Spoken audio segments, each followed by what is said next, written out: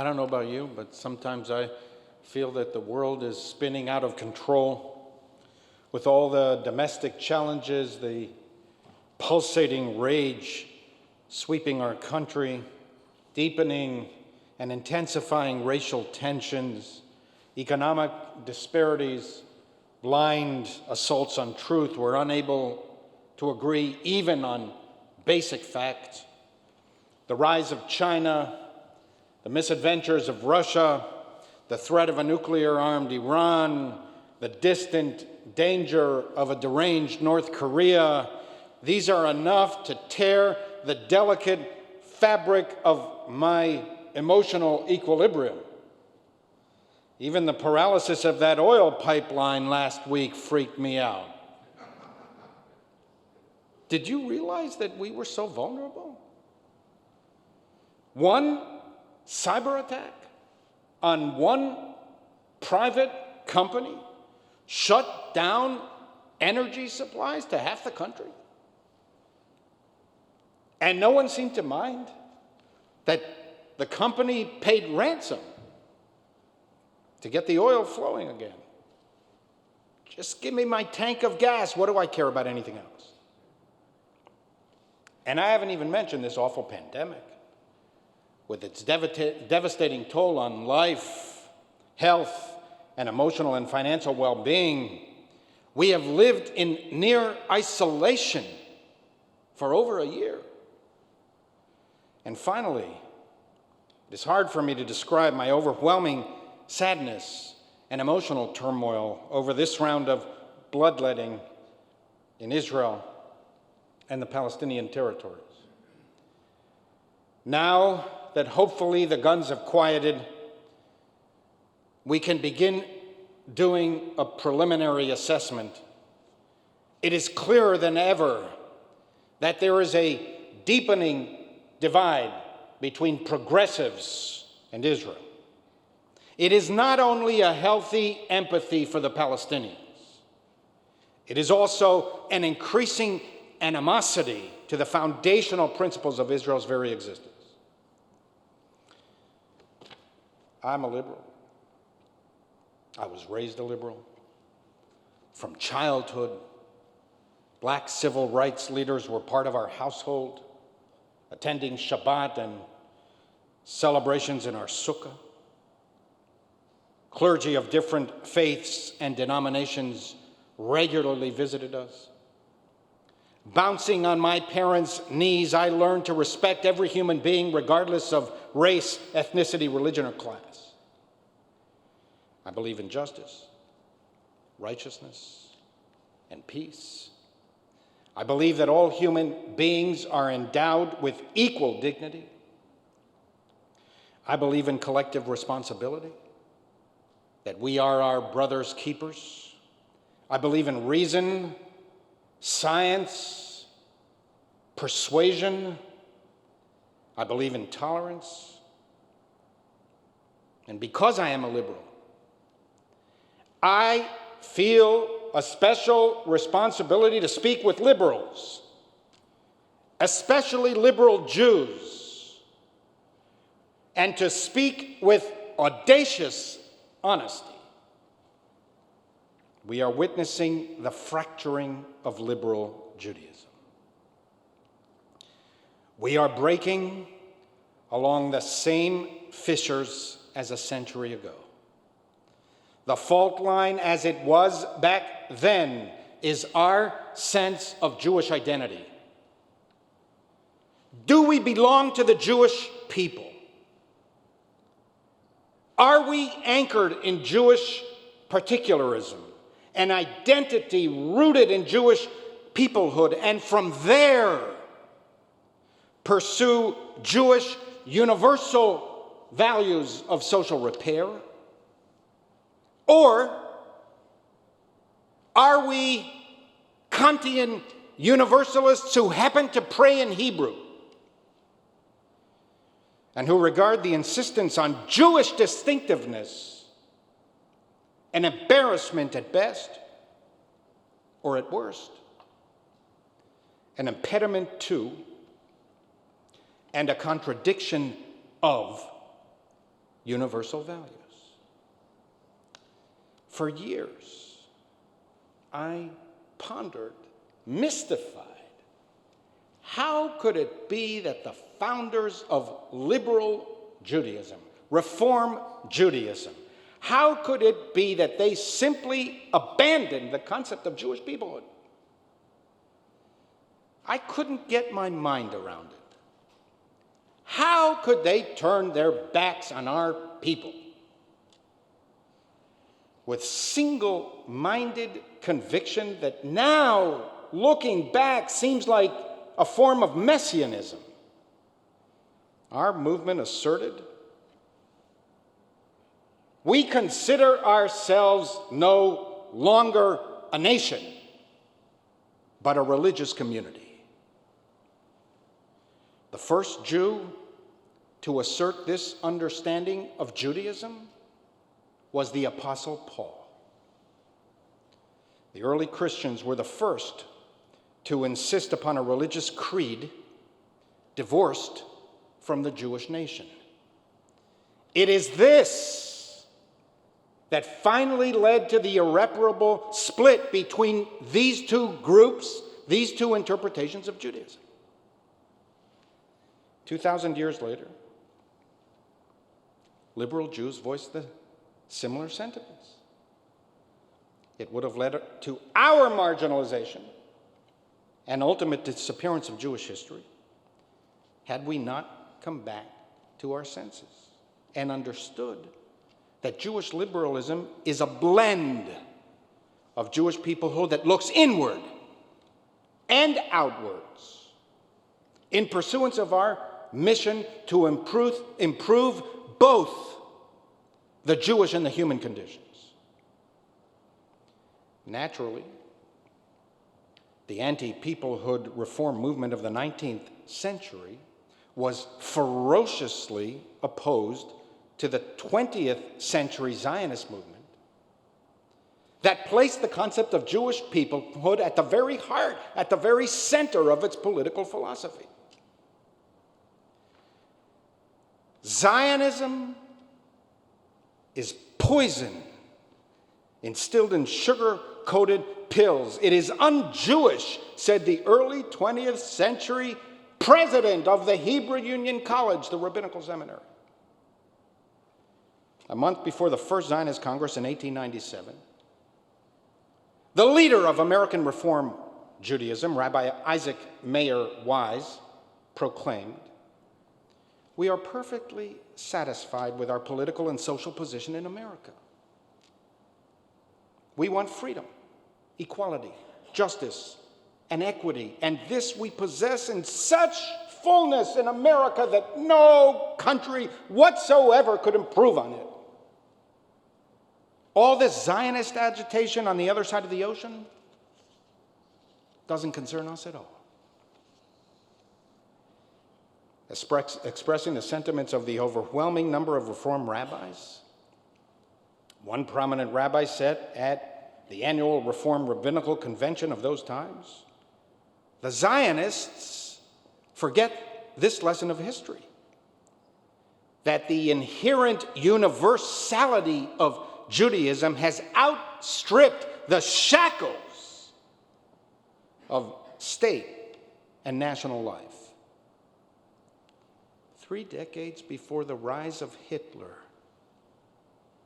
Reform rabbis confidently proclaimed, "The Zionists have failed to understand the lesson of history. I would not justify prejudice and persecution by fleeing as the Zionists would have us do." 35 years later, the Nuremberg laws came into effect, consuming and devouring millions who put their trust in German universal enlightenment and could no longer flee because they were trapped behind the rampaging monster of persecution. For years, I was perplexed. How could we have been so wrong? No one could have predicted the dimensions of the Holocaust.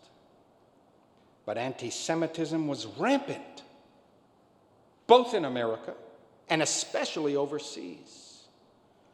Pogroms were ripping Jewish communities to shreds throughout Europe.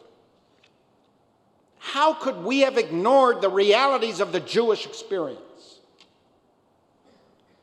How could we have been so blind to a basic Jewish worldview that Jewish universalism does not supplant Jewish peoplehood? It reinforces it. We did not look upon dispersion and exile as a blessing. It was a tragedy to overcome in order to keep the Jewish people alive. That's why we're still here. That's why you're here. Not all Reform rabbis rejected Jewish peoplehood. Rabbi Stephen Wise didn't. Rabbi Abba Hillel Silver didn't. Rabbi Barnett Brickner didn't. But most did. And it was only until after the Holocaust that proved without a doubt how wrong liberal Jews were that we finally came to our senses. And what I realized through my 12 years of leading the North American Reform Zionist efforts, interacting with so many lay and professional leaders of our movement who still could barely utter a positive word about Israel or Jewish peoplehood nearly a century later. What I realized is that this anti-peoplehood, anti-Zionist worldview of liberal Judaism never actually disappeared. It was suppressed under the 20th century tragedies that the Jewish people endured, but it never disappeared.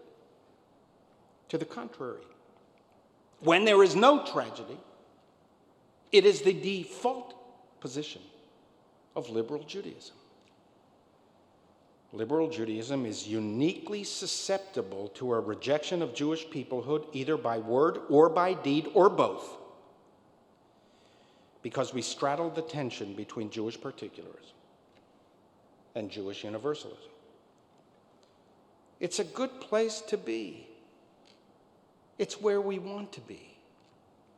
But it requires clarity of beliefs and strength of Jewish convictions. It requires that we speak to our own people with audacious honesty,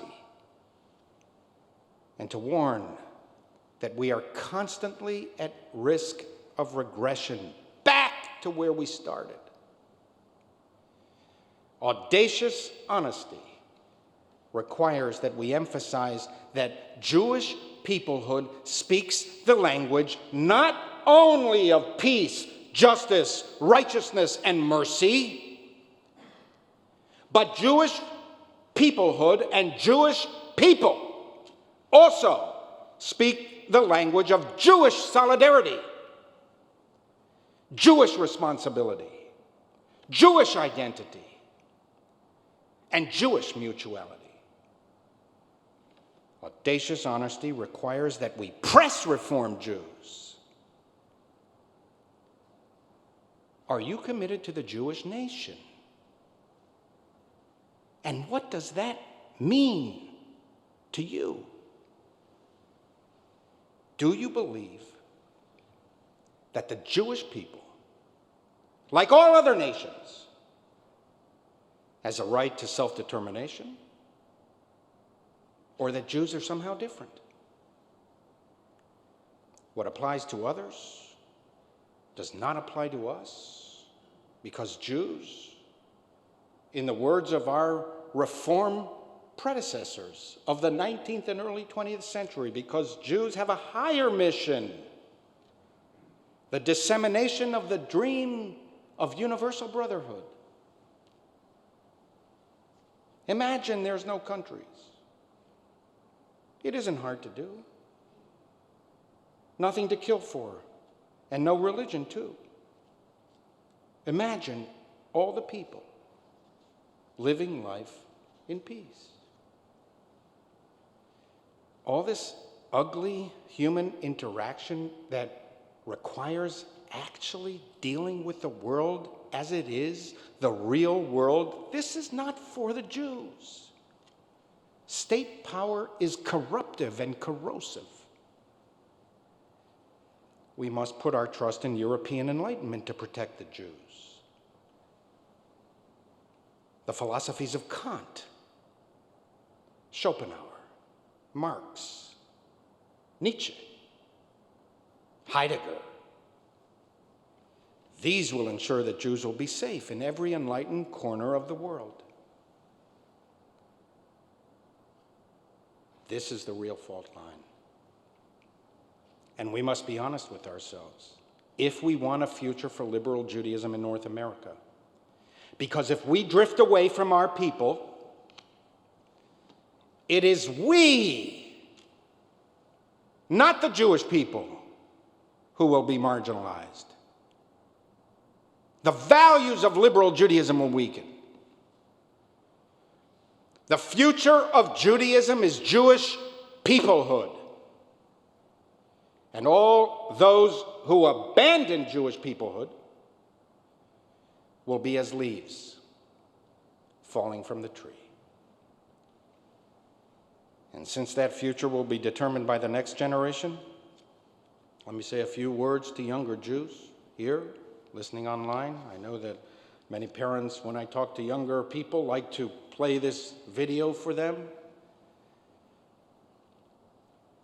I know how difficult this period is for you.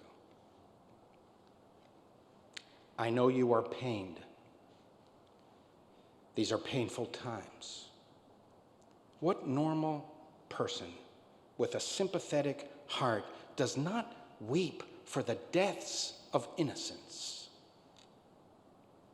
Never lose that sense of empathy and compassion for every human being. I know you are confused. These are confusing times. If you are a senior and going off to college in the fall, you will be caught up in a maelstrom of anti-Israel agitation. I want to impress upon you that not all criticism of Israel is illegitimate. It is not all unwarranted, and it is certainly not all anti-Semitic. But some of it is. And on some campuses, a lot of it is.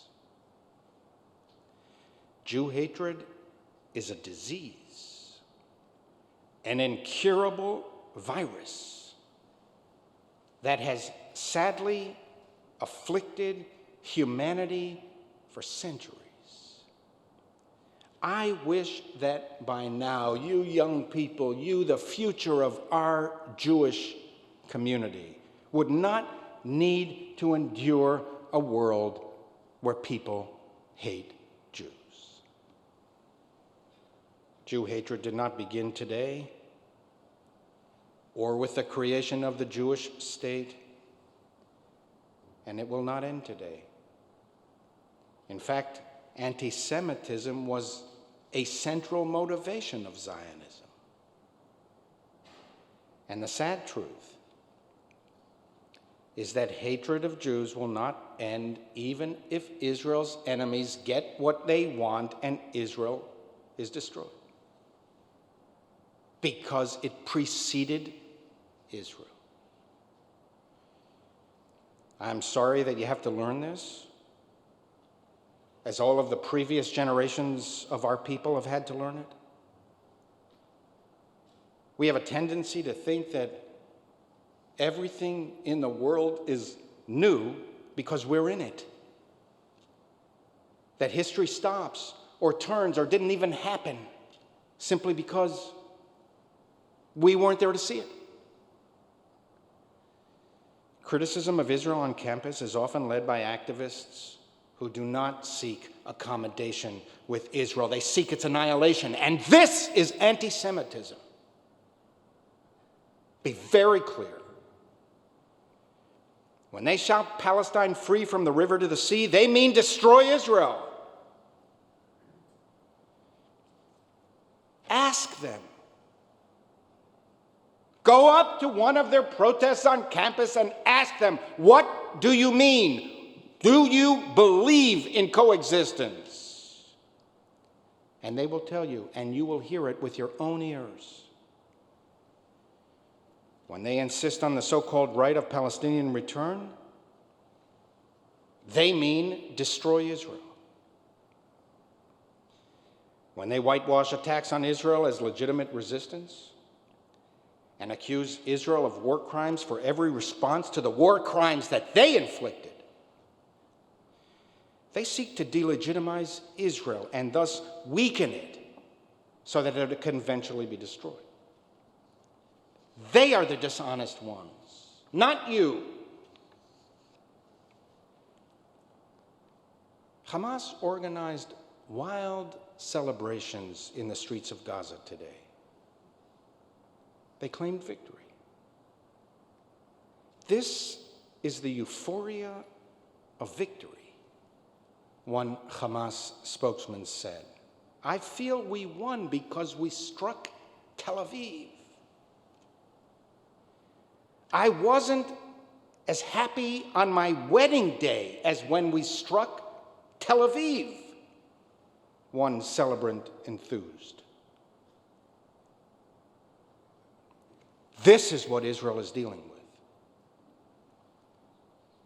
Devastation and destruction in Gaza, while its leaders, emerging from the underground bunkers they built to protect themselves and only themselves, while leaving their people exposed, claim some kind of dystopian victory.